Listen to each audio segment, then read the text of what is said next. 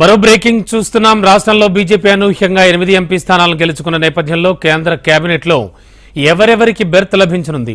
మోడీ తన కేబినెట్లో తెలంగాణ నుంచి ఎవరికి అవకాశం ఇవ్వబోతున్నారు?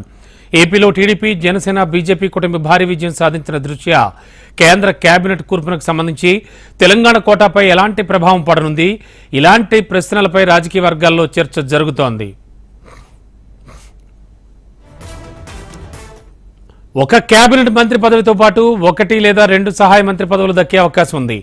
మంత్రి పదవులకు సంబంధించి కిషన్ రెడ్డి, బండి సంజయ్, డీకే అరుణ, ఈటెల రాజేందర్ పేర్లు పరిశీలించవచ్చని ప్రచారం జరుగుతోంది. సికింద్రాబాద్ నుంచి వరుసగా రెండోసారి విజయం సాధించిన కిషన్ రెడ్డికి ఈసారి కేంద్ర కేబినెట్లో కీలక శాఖ లభించే అవకాశం ఉన్నట్లు సమాచారం.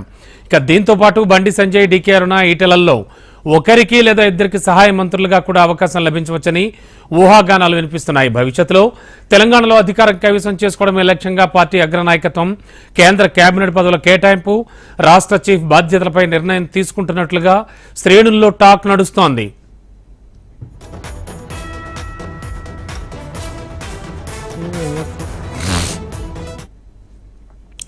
తెలంగాణ అసెంబ్లీ, లోక్సభల్లో కీలకంగా పనిచేసిన మరో సీనియర్ నేతకే పార్టీ చీఫ్ పగ్గాలు ఇవ్వచ్చనే ప్రచారం అయితే జరుగుతోంది. అగ్రనేతలతో సన్నిహిత సంబంధాలున్న వారికి ఈసారి చీఫ్ పదవి ఇవ్వనున్నట్లుగా శ్రేణులు మాట్లాడుకుంటున్నారు. ప్రస్తుతం అధ్యక్షుడిగా ఉన్నటువంటి కిషన్ రెడ్డి గత జూలైలో నియమితులయ్యారు.